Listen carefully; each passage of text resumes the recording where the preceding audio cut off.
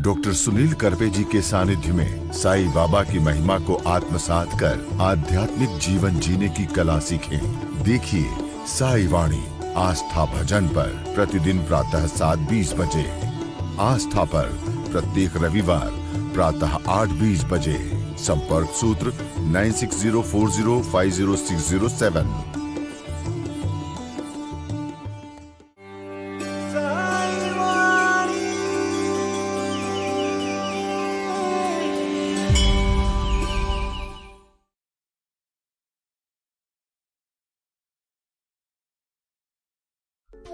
नमस्कार, साई वाणी में आप सबका स्वागत।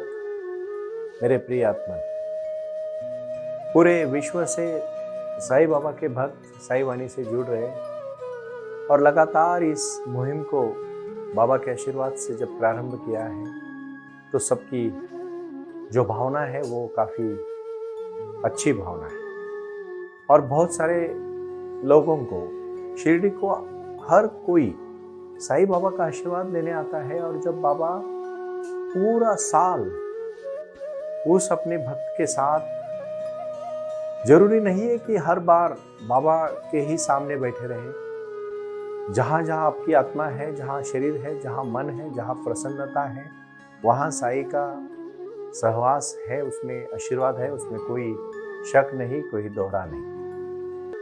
इस भूमिका के प्रति मुझे बड़ा लगाव है, प्यार है और मैं कहना चाहता हूं यहाँ कि जैसे भगवान कृष्ण ने भगवत गीता में कहा है, संजय ने जब धृतराष्ट्र को कहा कि आखिरी बार धृतराष्ट्र ने पूछा, संजय बोल क्या हो रहा है उधर कुरुक्षेत्र में,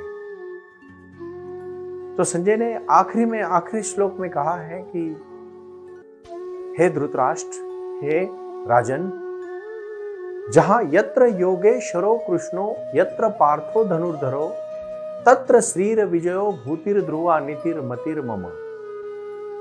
इसका मतलब यह है कि जहां भगवान कृष्ण है और अर्जुन जैसा योद्धा है और जहां नीति से जिया हुआ ये 5 पांडवों का जीवन है, जहां सच्चाई है, लगन है, मेहनत है, ईमानदारी है और जो सतमार्ग से चले हैं, उन लोगों का विजय पक्का है, ऐसा मुझे लग रहा है।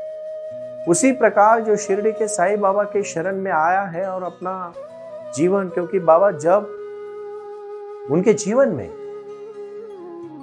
जब बाबा ने अपने गुरु के आशीर्वाद से, गुरु के आदेश से, जब शिरडी पहली बार 16 साल की उम्र में आए और फिर से बाबा चले गए और उसके बाद फिर से चांद अपनी, जब उसकी एक घोड़ी गुम हो गई थी और घोड़ी गुम होने के बाद एक जंगल में वो पिछले महीने भर से देख रहा था कि मेरी घोड़ी कहाँ है। बिजली नाम की घोड़ी थी उसकी, और जब वो देख रहा था इधर उधर तो सामने से उसका आवाज आती है, चांद मियाँ, चांद मियाँ। तो इधर उधर देखता है, उसको कोई दिखाई नहीं देता, लेकिन सामने से फिर देखता है कि एक इंसान बैठे हुए हैं और शांति से बैठे हैं और कह रहे हैं, चांद मियाँ। उसको पता नहीं, उसने पहले लोगों को पूछा था, कोई लोग उसको नहीं जानते थे, लेकिन आज मेरे नाम लेके मुझे जंगल में कौन बोल रहा है। ऐसे ही होता है, बहुत सारे समय में साईं बाबा लोगों के सपने में आते हैं ना, उसका रीजन बताओ क्या है, कारण बताओ क्या है, क्योंकि हमारी भक्ति ना बाबा तक पहुंच जाती है। और जरूरी नहीं है कि हर बार बाबा का फोटो, बाबा की मूर्ति सामने हो। हम 24 घंटा पूरा समय जिंदगी जितनी भी जी है उसी में जब बाबा का नाम स्मरण करते हैं और एक बार बाबा के शरण आते हैं बाबा को, तो बाबा हमेशा अपने भक्तों के साथ होते हैं। और चांद मियाँ को बाबा कहते हैं, चांद मियाँ तेरी बिजली नाम की घोड़ी देख, इस तरफ है, और उस तरफ इशारा करते हैं तो उधर सच में घोड़ी होती है। चांद मियाँ को बहुत खुशी होती है और फिर चांद मियाँ खुशी खुशी में बाबा को अपने बेटे का जो शादी होता है उसका एक निमंत्रण देता है और बहुत आग्रह करके कहता है कि आइए, मुझे मेरे बेटे के इस शादी में आप आइए बाबा, हमें खुशी होगी। और जब बाबा उसके बेटे के शादी में जाते हैं, मैं यहाँ एक बात आपको कहना चाहता हूँ। शिरडी के साईं बाबा सुबह अपने घर में, मतलब जहां वो रहते थे, वो मंदिर में, चावड़ी में, उसको चावड़ी कहते थे, और शाम को वो मस्जिद में जाते थे। हर दिन बाबा मंदिर से चावड़ी तक का प्रयास करते थे। देखो, हिंदू मुस्लिम ये जात धर्म का कोई भी जो अच्छे इंसान है, जिसका मन निर्मल है, जिसका कार्य अच्छा है, जिसकी भावना भगवान के प्रति समर्पण की है, ये भावना और ये बुद्धि बाबा ने उसी समय से लोगों को मदद करना। चांद मियाँ की घोड़ी भटक चुकी थी, बाबा ने उसको कहा कि इस तरफ है, और जब उसको प्यास लगी थी तो बाबा जहाँ जिस पत्थर पे बैठे थे उसी पत्थर से पानी निकाल के बाबा ने उसको पिलाया। तो ये छोटे छोटे चमत्कार, कहते हैं कि लोग चमत्कार को ही नमस्कार होता है, लेकिन 21वीं सदी में वही चमत्कार ध्यान के माध्यम से मिलेगा, पुनर्जन्म के माध्यम से। तो जो सिद्धांत मैंने जहां तक बाबा के आशीर्वाद से समझे हैं, जाने हैं, उसमें है अपने में ही सब कुछ है। इस जगत में शरीर मर सकता है, लेकिन आत्मा ना जल से मरेगा, ना वायु से मरेगा, ना आग से मरेगा, ना धूप से मरेगा, किसी से भी ये अपना शरीर नष्ट नहीं होता है। अपना कर्म, ये कर्म बहुत बड़ी चीज है, और हमारे जीवन में, हमारे लक्ष्य में, हमारे जीवन की एक संहिता में कर्म का फल बहुत ही बड़ा और मीठा फल है। और फिर बाबा उनकी जब बारात में रात को निकलते हैं, सुबह होने से सुबह का सूरज का पहला किरण, सुबह के सूरज का पहला किरण शिरडी पहुंचने से बाबा अपने गुरु को और अपने भक्तों को और खासकर बाईजामा और महासपति को मिलने के लिए आतुर होते हैं, क्योंकि उनके लिए वो भक्त की श्रद्धा। देखो इतनी ताकत होती है भक्त में कि वो अपने भगवान को अपने पास बुलाता है।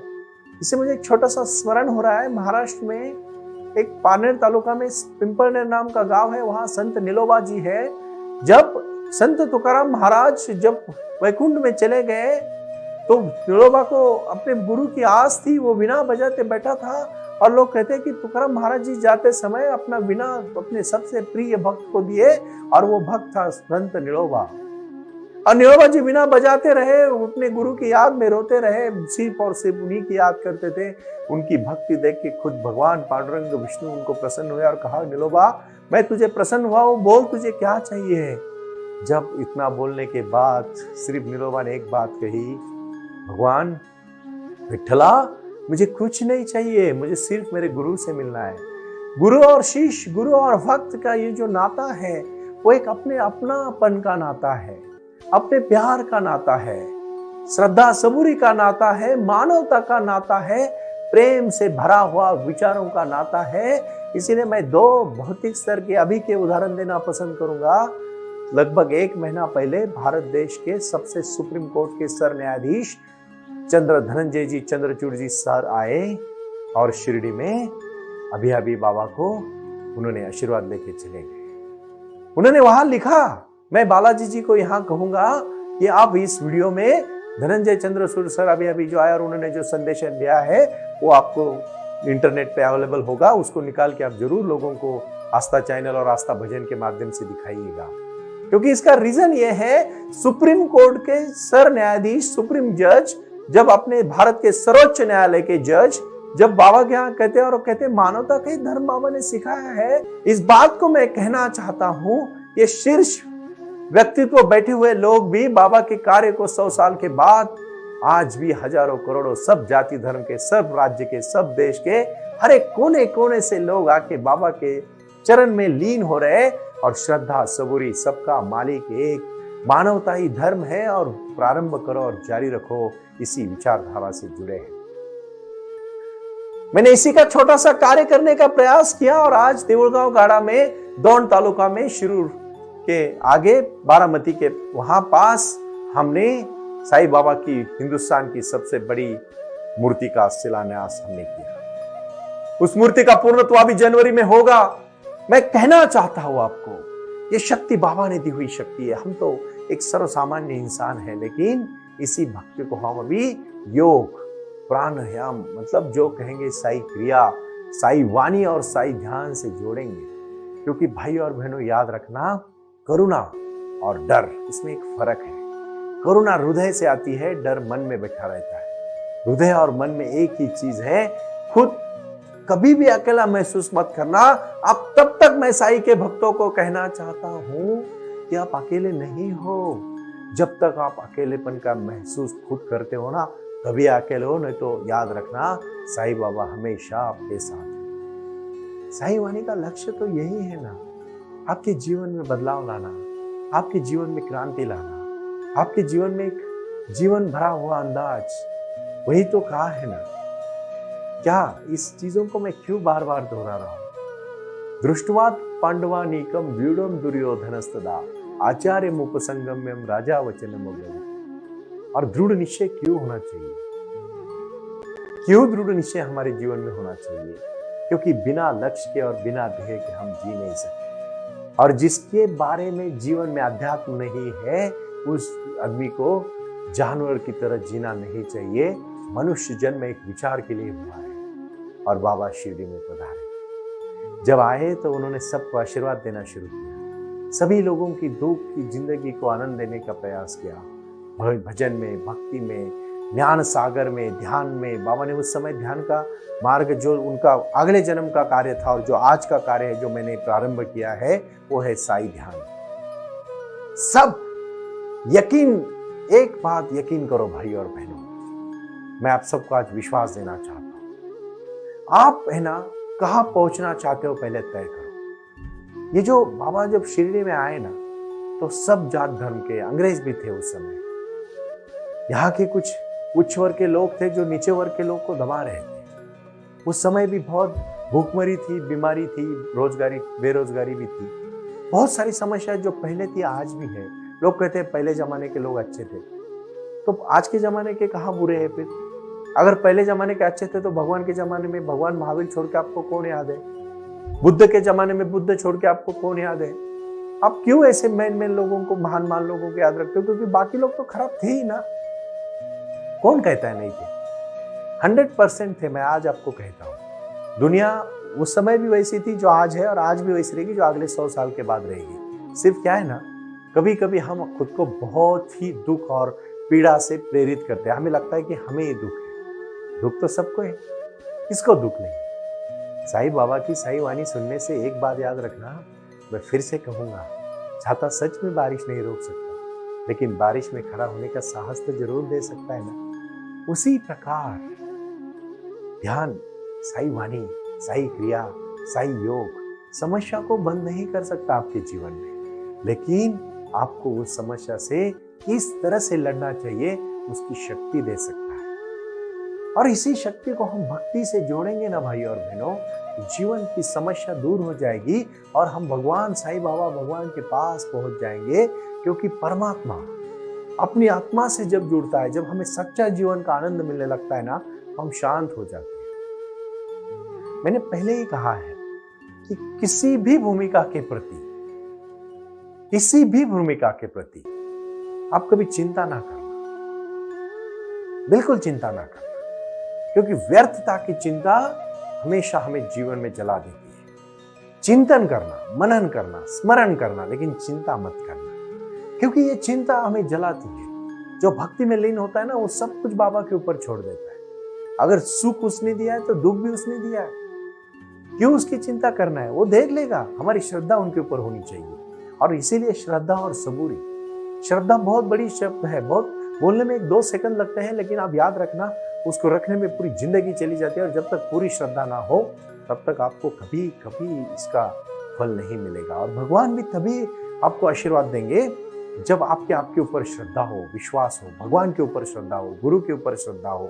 और मैं तो तहे दिल से आपको एक बात यहाँ कहना चाहता हूँ, बहुत बहुत अच्छी बात है, ये बात को आप हमेशा याद रखना।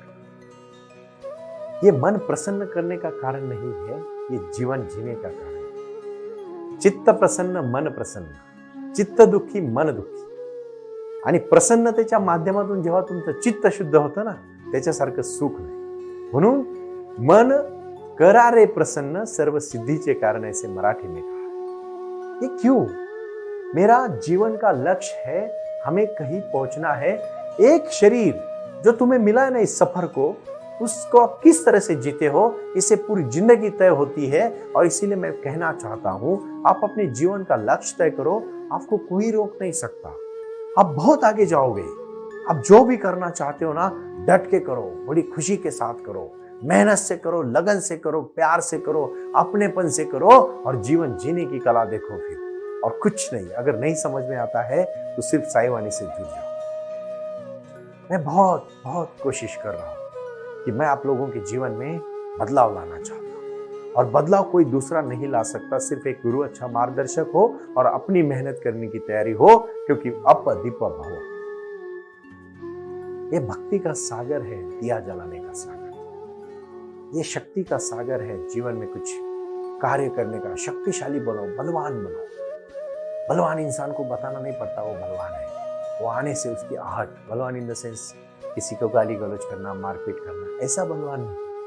बलवान यानी आपकी शक्ति से, आपकी आभा से, आपकी औरा से, आपकी ताकत से, आपकी भूमिका से, आपकी भावना से, आपके काम से, आपके लक्ष्य से आप पहुंच जाओगे।